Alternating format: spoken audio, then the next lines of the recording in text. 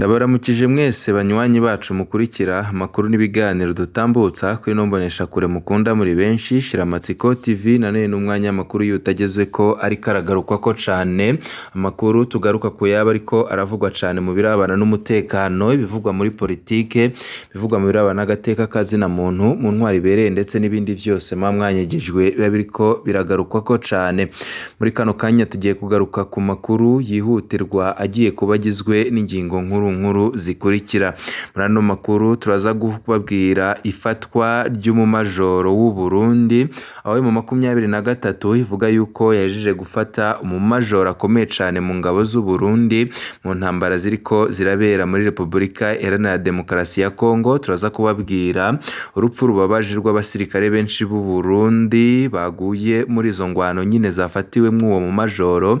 Tuze no kubabwira ico bamwe n'abandi bariko barabivuga ko ni mu gihe iyo 2023 yongeye kuvyutsa imirwano ihanganyemo n'ingabo za leta ya Kongo ndetse n'abazifasha harimwo abasirikare b'u Burundi ndetse n'insoresore za Wazalendo. Muri ano makuru turaza kubabwira vyinshi twabateguriye kuri iyi nkuru.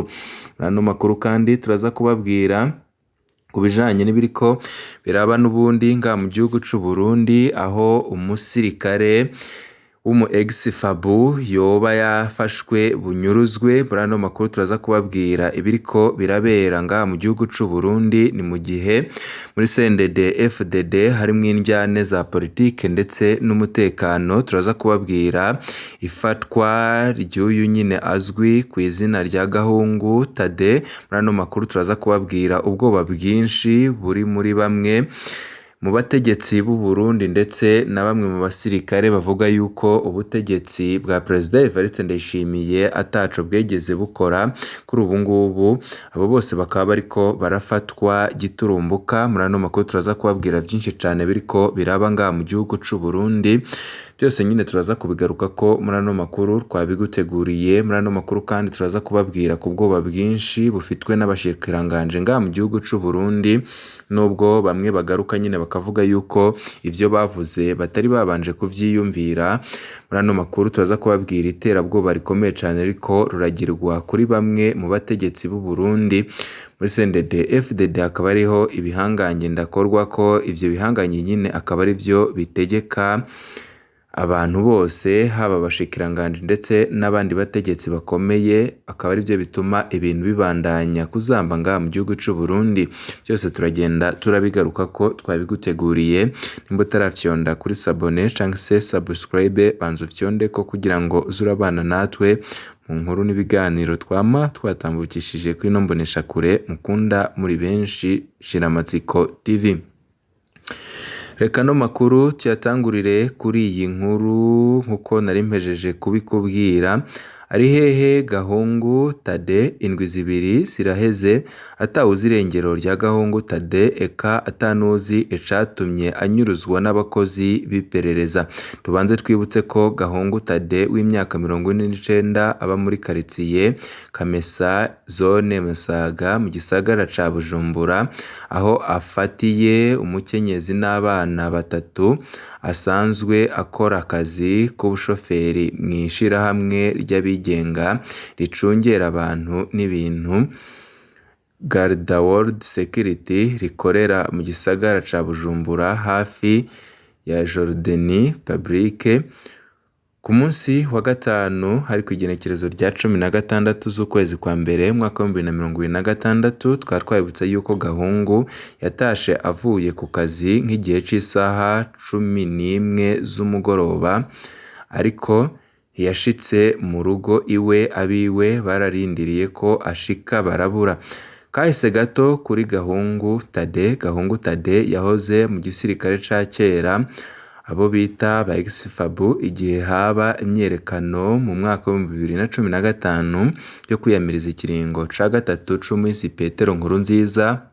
Twibutsa yuko umusirikare Gahungu yari mu gihugu ca Somalia mu rugendo rw'akazi kugarukanayo amahoro. Gahungu Thadée yagiye kugaruka mu Burundi mu kwezi kwa gatanu umwaka wa 2016 bisigura ko yagarutse haciye umwaka umwe imyerekano ibaye. Amaze gushika mu Burundi yashikiye mu ikambi ya 11 Batayo Brende yari iherutse kwimurirwa kwiranda muri Bubanza. Ivyago vya mbere kuri uwo yahoze mu gisirikare ca kera. Muri uwo mwaka 2016 Gahungu niho yafatwa acatwarwa gupfungirwa ku cicaro gikuru c'iperereza i Bujumbura, mu nyuma ajanwa mw'ibohero rikuru ry'Ingozi, aho yagirizwa ko yari mu basirikare ngo bariko bahungabanya umutekano w'igihugu, gutunga ibirwanisho atabifitiye uruhara bagenzi we bakorana. Ico gihe twashoboye kuyaga bavuga ko ico gihe Gahungu Thadée bamubesheye kuko kuva avuye aho muri Somalia yari yagumye aho mw'ikambi kwiranda. Amaze gutwarwa aho mw'ibohero ry'Ingozi, Gahungu yarahapfungiwe ikiringo c'imyaka 5. Yarekuwe mu kwezi kwa kane umwaka wa 2021 ariko yari yaramaze gutakaza akazi, bisigura ko atarakiri umusirikare w'igihugu, ivyatumye arondera akazi bushasha. Twamaze kuvuga ko ubu yakora mw'ishirahamwe ry'abigenga Garda World Security.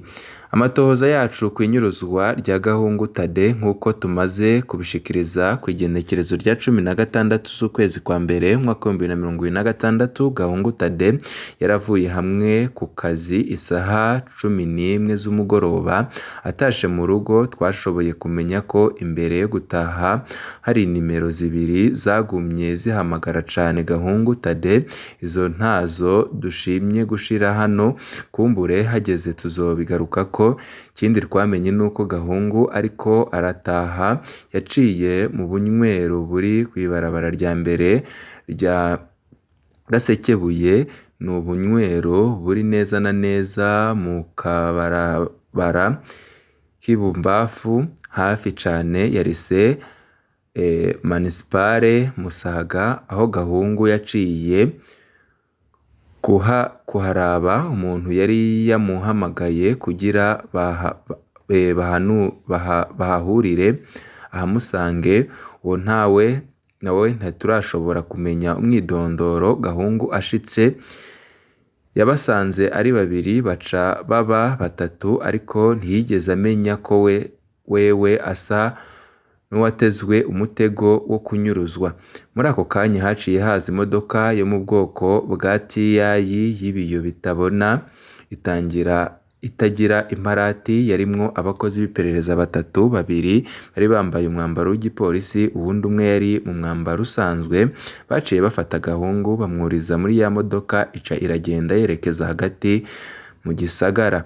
Kuva ubwo ntawuzi akayambu ka Gahungu, eka ntawuzi icatumye afatwa ku kazi yahora akora. Bemeza ko atangorane bari bafitaniye kandi ko yari umukozi mwiza w'umwizigirwa. Gushika aha biragoye kumenya iyo Gahungu Thadée yatwawe canke uko amerewe, ari navyo bibandanya gutera ubwoba mu muryango, inshuti n'abagenzi biwe. Ibi bituma tubandanya gutabariza inzirakarengane, eka tubandanya no gutera akamo umurwi w'igihugu wigenga ujejwe agateka kazina muntu CNIDH gufasha kugira ukurikirane aho bahari uyu munyagihugu kugira ngo ntaburirwe irengero. Andi makuru twamenye nuko muri CNDD-FDD ngo hoba hariko harakorwa intonde zikomeye cane z'abahoze mu gisirikare ca ex-FABU. Abo bose nyine ngo bakaba bakenewe cane kuko ngo hari ivyo bagira ngo babazwe. Umutekano ngo ntago waba wifashe neza ngaha mu gihugu c'u Burundi, kandi ngo bikikekwa yuko abo bahoze nyine barwana mu gisirikare ca ex-FABU baba bafisemwo uruhara. Kandi kanya turaza no kubabwira andi makuru akomeye cane kuri iyo nkuru ijanye n'inyuruzwa ku murindi uteye ubwoba ry'abahoze mu gisirikare ca kera. Mbere yuko tugaruka kuri ya makuru n'ubundi ariko aravugwa cyane mu birabana n'umutekano ku kugene yo 23 ivuga yuko yafashe umumajoro w'u Burundi ndetse ingabo zitari nkeya z'u Burundi zikahasigira ubuzima mu ndwano ikomeye cyane yabereye muri Repubulika Iharanira Demokarasi ya Kongo. Reka tubanze tubabwire kuri ibi nyine navyo biriko biravugwa nga mu gihugu c'u Burundi. Wumvishe umushikiranganje canke umuhuza w'abarundi avuga ko hari menace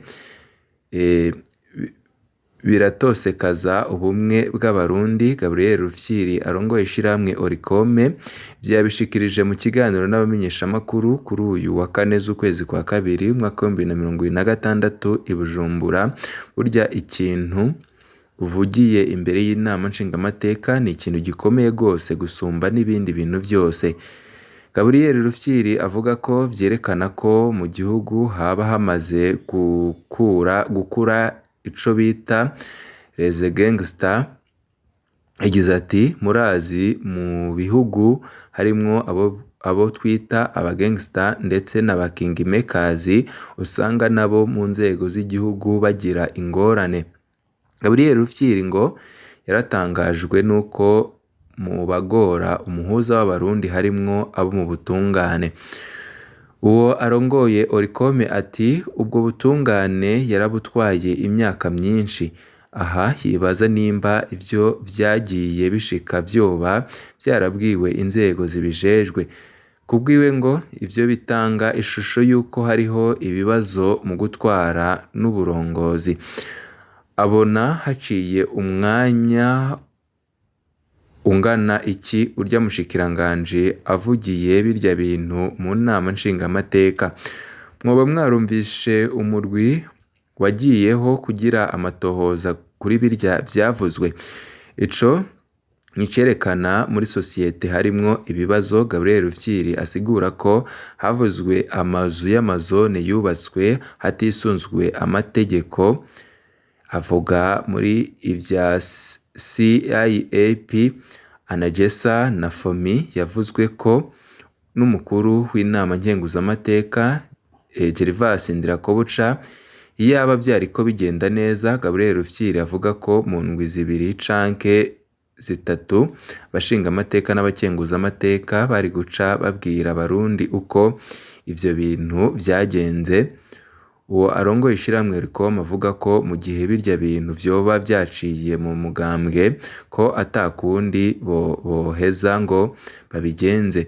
Mwibaza ko habuze iki kugira ngo ibishikirizwa n'abashikiranganje canke abandi imbere y'inama nshingamateka na nkenguzamateka ntibikurikiranwe? Turagize iminsi tubabwira inyinyurana riri hagati y'abari mu mugambwe CNDD FDD ndetse na Perezida Evariste Ndayishimiye.